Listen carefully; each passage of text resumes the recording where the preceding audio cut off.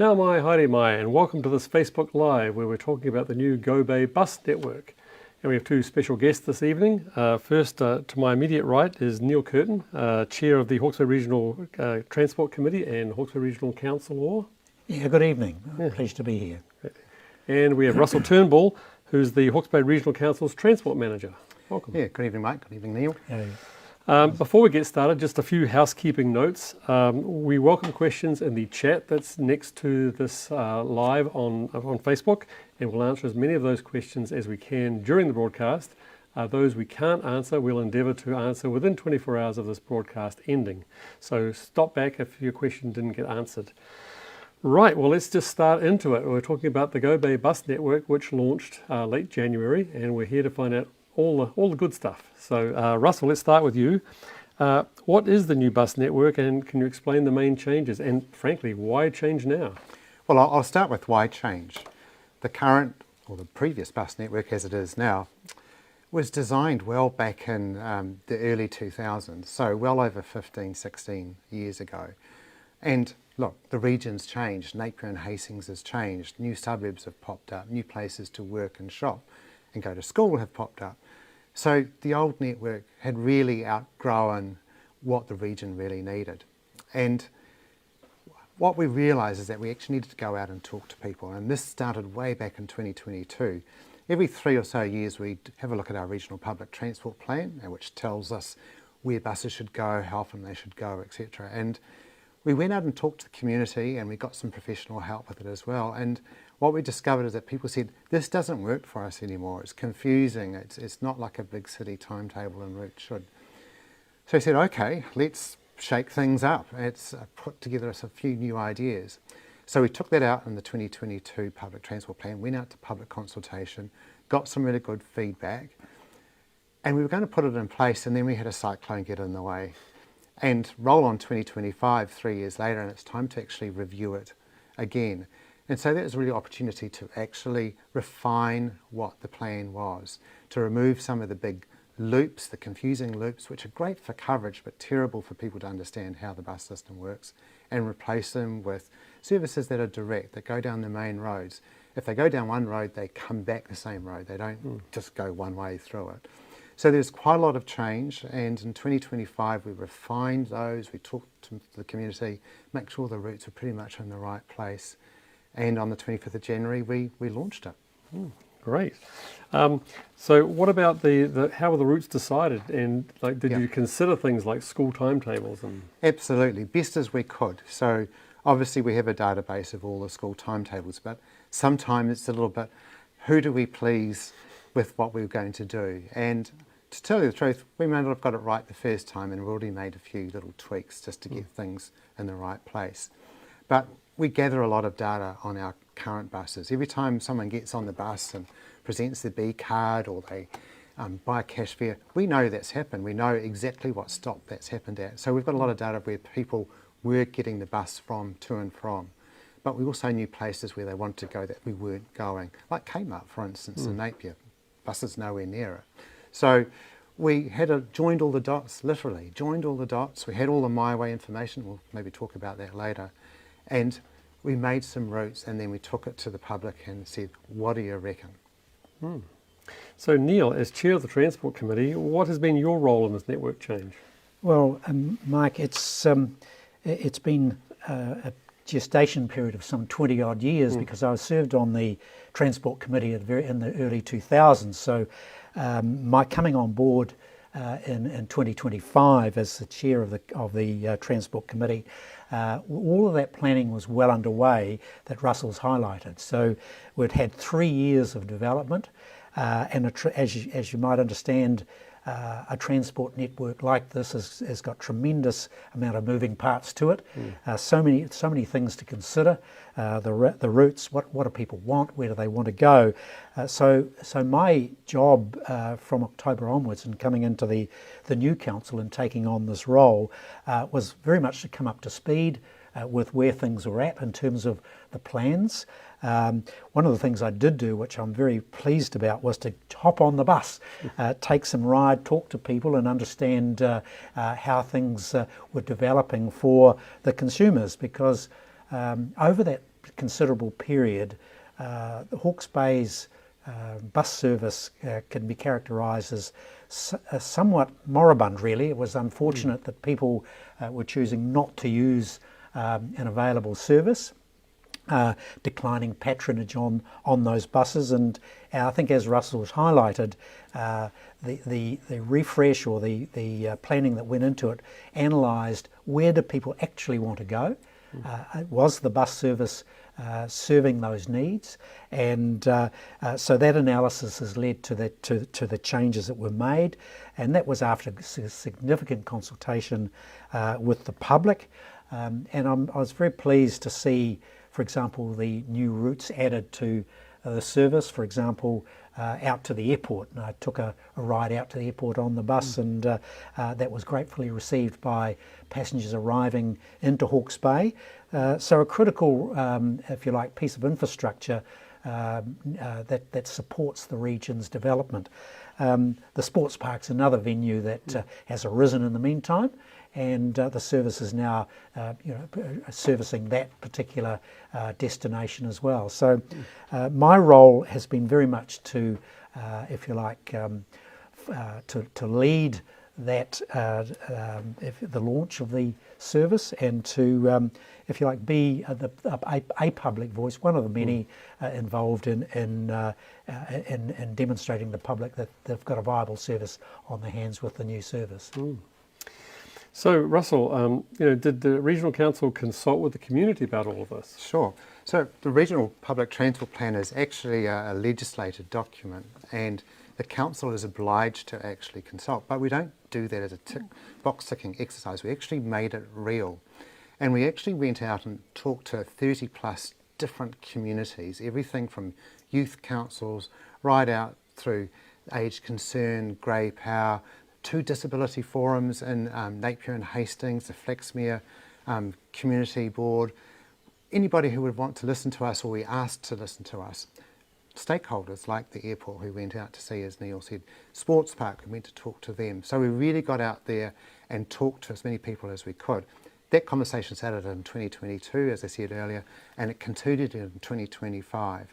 So we had a massive consultation. We also did a huge amount of online consultation as well. We did a lot of tell us what you think about the new network, so people could go onto the website and actually drop little comments. You shouldn't go down this street, or did you realise that I have a wheelchair, I need to be able to get on the bus from this place.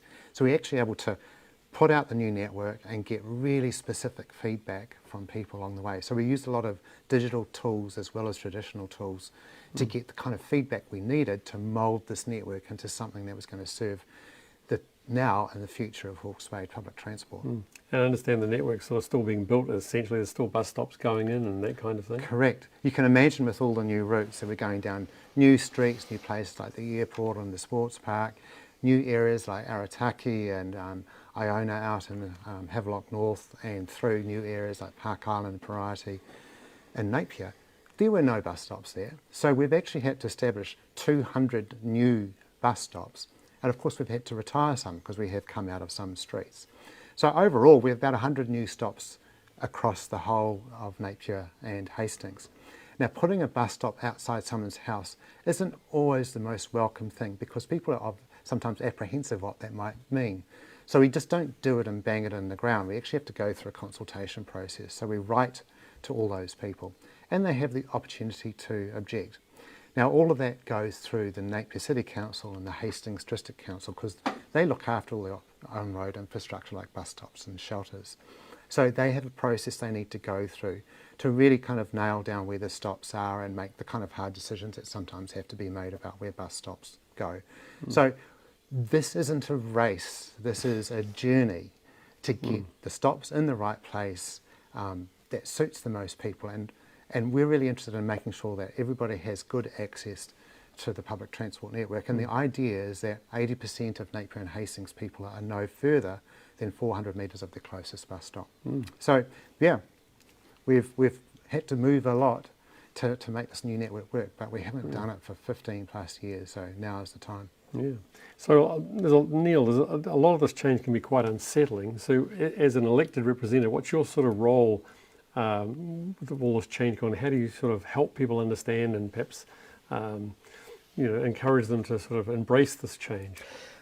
Well, I think we need to sit back and reflect on particularly the role of the regional council plays in, if you like, developing the infrastructure of the region, looking after the environment, looking after the economy of the region. So if we consider, for example, our response to climate change, it's really important for the council to lead the way in important responses to climate change, and having responding to the carbon footprint that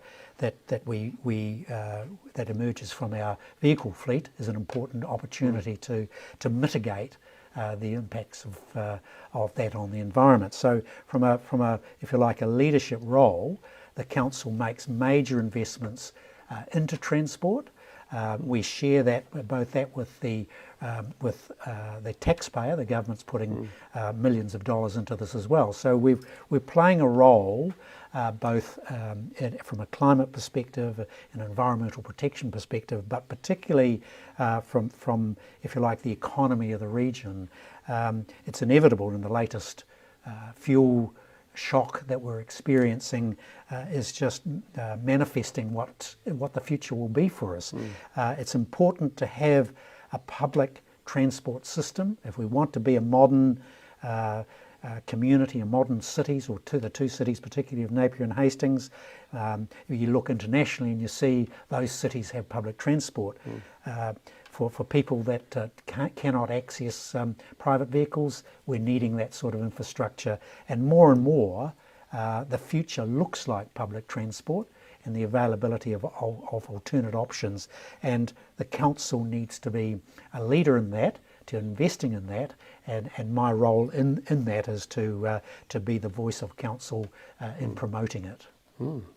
And so that's lots of opportunities and potentially also a few challenges, I imagine.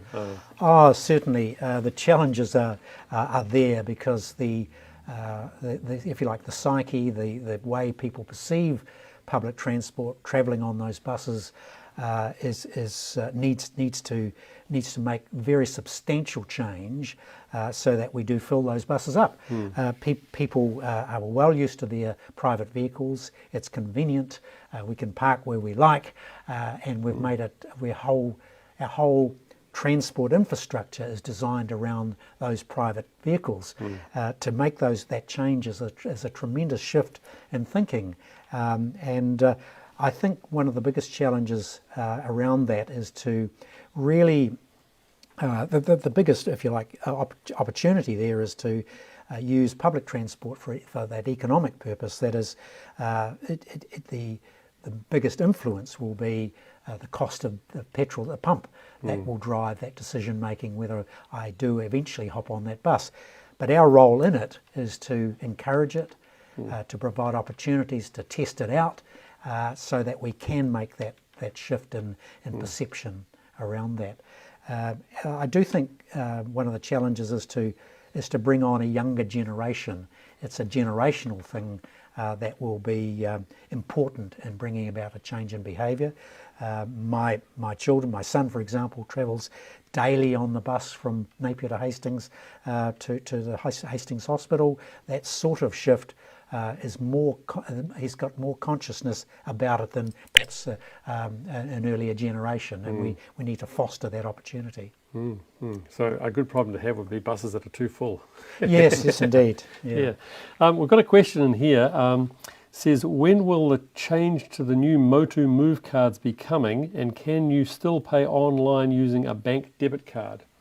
Right, really good question, because next year we are going to change from the B card, which is kind of like a regional based card, and you can use it in various regions, but not Auckland, Wellington or Christchurch, to a national card called the National Ticketing System, and the actual card's going to be called a Motu Move card. But probably just as important, you'll be able to hop on any bus and just use your debit or credit card to make a journey, get all the discounts that you'd get from the normal card. You'll be able to get a card for your kid, so they don't have to have a debit or credit card. But hey, look, if you've got a phone that's got PayWave or whatever you can just use your phone as well. So it's going to be very exciting. Expect that around August next year. There's still a lot of development work to be done, and luckily we're not the first region to move because, there's still things to be ironed out. But yeah, we'll be moving next year, and it's going to be a really exciting change. So there'll be a lot of publicity around it, and just as we kind of handheld people through this change to the new network, we'll be doing the same with the new card. And yes, you'll still be able to top it up online if you've got kids who've got their own cards, top them up overnight, auto top-ups, all the technology and whiz-bang stuff you'd expect from a modern transport ticketing system. So sort of taking away possibly the last barrier to actually just jumping on a bus. Correct, absolutely. Yeah, great. Russell, how did you make sure that people felt supported through this transition? Correct. How did you help passengers or would-be passengers? Yeah, so through the consultation process and also just general awareness, change is difficult for a lot of people, and especially vulnerable members of our community. So we knew we had to give them plenty of upfront notice, give them the information we needed. So what we specifically did is we actually hired some summer students to be with us from December to February to get on the buses, to get out into the community, to talk to people. So fairly early on, we armed them with a new timetable so they could sit down and say, right, you're on bus number 16 at the moment, but you're going to be on bus 10. The stop's going to be same, but you're going to get off at a different place, and actually walk them through that. One really cool thing we did is we actually put on a try it day where people could be invited along to try the bus on the new routes, both in Napier and Hastings, especially vulnerable members of the community, so they could feel more comfortable that when we actually launched it, they knew where the bus was going to go, where the stops were going to be, and had a lot more confidence. So yeah, we had people out and about, we did a lot of promotion. We were on social media, traditional print media, radio, bus stop advertising. We were even in the movies. So we were out there. So there should have been no doubt that things were going to be changing. But it was really making sure that we took everyone along with us, that there were no surprises. And on the first week, we also had our arms twisted and ran it for free to take away that little barrier of, hey, what if I pay the wrong fare? Don't worry about it. There is no fares on the first week. And that worked really well as well. So from what you've said, it seems unlikely there are people who are still unsure about how to use the service or what to use it. But if there are people like that, what can they do? So the best way is we've got various ways to find out more about buses. So what we encourage people to do is our website has got everything, gobay.co.nz. If you want to call the council, you're able to do that as well. And their phone number is 835 9200, right? One more time, a bit slower. 835 9200. So you can call best call during business hours, but there is an after hours function. And just talk through, I want to go from A to B, how do I do it? The really savvy people will just go onto their phones or whatever and use Google Maps or Apple Maps. It's fully live. You can actually see the real-time arrival of buses. So I want to go from A to B and it says it's 7 minutes away, 5 minutes away, 3 minutes away. So it's very reassuring. So whether you're technologically savvy or prefer a printed timetable, it's all there for you to use. Great. And sort of this, I guess a question some people would have is, what are we doing about things that a service that seemingly sort of run a little bit late all the time? What are we doing about that? Sure. So we're not going to get a brand new network perfect on day one. So we're watching everything as closely as we can. And I'll be really frank, our Route 11, which is Napier Hastings via Clive and Whakatū, is probably our more troublesome one, and we're going to have to do something serious about that. We tried to run it hourly. It really can't do a full round trip in an hour. So what do? We have limited funds.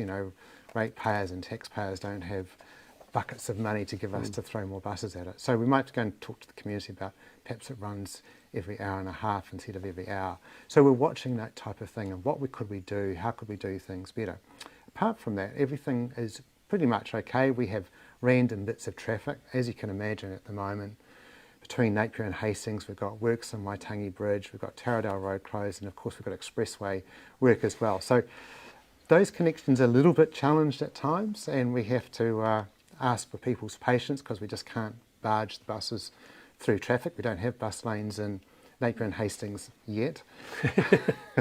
But I'm sure Neil will help me advocate for those over time. Yeah. But yes, the best thing is that we do have access to real-time information, so people can find out how far away their bus is and whether they've got another 5 minutes to sit at home for another cup of coffee, or whether they need to trot along because the bus is there any minute. So those are the tools that kind of help us get over some of those humps. And what would you say has generally been the community response to new bus routes, and are we seeing changes in the numbers of people using them? Yes, yeah. So I'm really pleased to say. So this morning I got the first 3 weeks of March data and compared it to 3 weeks last year. And I'm really pleased to say that patronage has gone up about 2%. Now, does that seem big or small? I don't know. But my biggest fear was actually we're going to lose customers, because when you make a big change, you're going to disaffect some people, and it takes a while to get new people on board. So to actually be moving forward is a really big plus. And look, petrol prices have gone up, but only in the last few weeks. So I think this goes, as a councillor said, this is going to be that kind of change time. You need something to really click for people to make the change. And I know a lot of people are now looking to catch the bus because it's just getting too expensive to drive. And the cost of parking isn't going away either. So now's the time. So we had another question come in. Why have buses stopped going into the hospital? The current setup forces people, especially the elderly or those with injuries, to walk extra distance, especially in bad weather, which can be unsafe and uncomfortable. Sure, and that is a question that we have fielded, and we were really aware of it. But what going into the hospital actually did is it disrupted the whole flow. The buses would often get caught in there because of traffic parked illegally, and that would mean that 30 people who are just trying to get into Hastings or get to Napier were sitting on the bus waiting for someone to move the car. So we really had to say, this is the way we need to keep things going. We need to keep things on the main road. There is a fully lit pedestrian crossing. Yes, it's not as convenient at the front door, but we're trying to grow the network, and doing these deviations, it just doesn't help. It just adds unreliability into the network. So really, really sympathetic to that. And we're always going to try and work on make things easier to go to and from, but we just had a reason that we needed to get out of there. Okay. And Neil, how does the new GoBay network support the wider goals for Hawke's Bay, like accessibility, sustainability and reducing congestion? Well, we've got some imperatives in the region, and as I mentioned earlier around climate change, for example, that's really important, and so we need to respond to that. So that's one imperative. But equally, we're needing to ensure we've got a functional, easy and reliable public transport system in play. If we want to be a part of the 21st century, if we espouse to being a modern, functional city, or cities between the two, then we're needing to have that sort of service available. We don't qualify as a modern place to come and visit or come and live at, unless we do have that sort of infrastructure in play. So having a bus service is important. Having a reliable one is equally important to make that work. So what we've experienced over a number of years, and in fact decades, is a service that people, because for a number of reasons, weren't able to use, or chose not to, because the much better, more convenient alternative was their own private motor vehicle. Those days are coming to an end. It's a reality that the cost of running your private vehicle is going to become more and more a challenge to the average household. And so what we're needing to do is future-proof the region to make sure we do get that viable service up and running. We invest a lot of money from the ratepayer into it. We have a lot of taxpayer money as well. But the biggest challenge, or the vision, must be having an efficient service. And in my view, the way I see it is that you go to any international city or a major city in the world, and those services are up and appear to me to be up and functional, running well. We need that sort of infrastructure for the region. It's important. Transport, travel, the daily commute is something everyone does, or most people do on a daily basis. We've got to have a network that functions for us. And we've got, for example, and the improvements we can make, for example, the expressway. We've got much improved, we're having a much improved network in play. That'll mean we can run buses much more efficiently and effectively. And as Russell said, the little improvements we can make on the way through, better, more convenient stops, that reliability issue, they're all factors that add up to that reliable, or that vision we've got for a functional transport system. I'd have to say those changes are small. It's almost glacial at times, but if we keep to the program, keep on the journey, as Russell said, we press on, even though it's costly, we'll eventually end up with a system that everyone does appreciate and everyone can use. And you sort of touched on your sort of vision for the future, but how big can that vision get? Trains, rail cars, I mean, where could we go eventually? Well, that question is actually that the Regional Transport Committee contemplates on a regular basis, and we've got a plan, our plan, which we're currently undertaking a review of, contemplates those very issues. Is a rail unit, a rail system, or incorporating a rail component, is that something we can do? I've got a view that let's run a train from Bayview to Hastings, or even to Central Hawke's Bay. Something like that could be a viable solution. And tied in with buses possibly too. Well, we link to buses, but equally, does our commuter service extend to new housing developments or economic developments in Central Hawke's Bay, Waipakarau, Waipawa, etc. That, to me, a vision that incorporates the entire region is something we should aspire to. A little bit more challenging if we're heading north into Wairoa, but nevertheless, we ought to be thinking about what does the future look like for travel and transport. It's certainly not the private motor vehicle. I think those days are gradually coming to an end. So more technological solutions, or back to the horse and cart? Possibly not. Okay, well, do you have any more questions coming in? I'm just looking to see if we have more questions coming. We don't seem to have any more coming in. I skipped over one earlier, Russell, and it's sort of one of those things that people ask about, is the My Way service. Why the My Way service had to sort of come to an end? Yes, so My Way was brought into Hastings in 2022, and it was brought in to basically counter what seemed like a very poor usage of public transport through the centre of Hastings. And we thought as a region, what could we do better?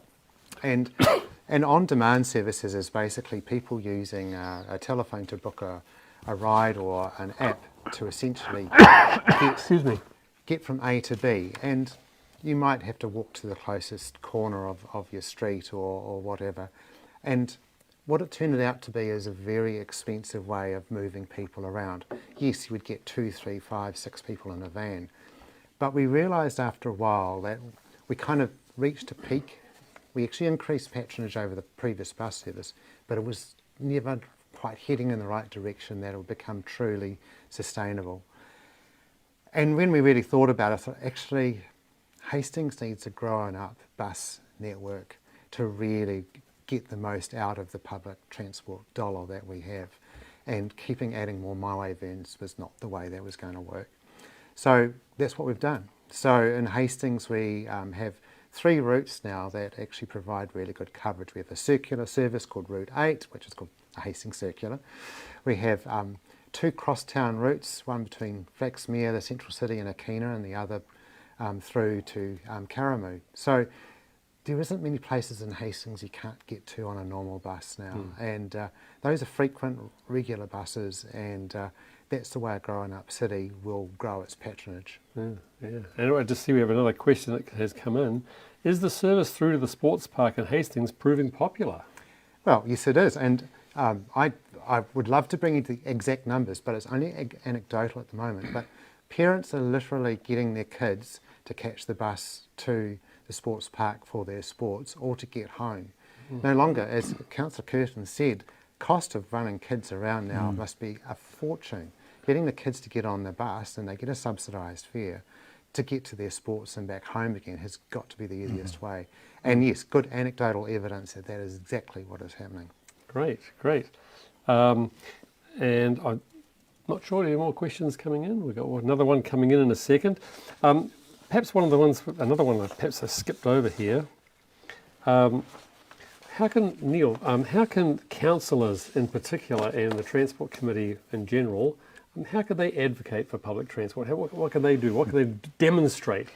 Well, as I told some of my colleagues today at council, you need to get on the bus, catch the bus, and that's part of our role as the, if you like, the representatives of the public, the ratepayer and the community on council, is to recognise the importance of our public transport network, to speak about it whenever they can, and to advocate for it, and to really get in behind decision making when it comes to innovation. For example, Russell's talked about the van service that we ran.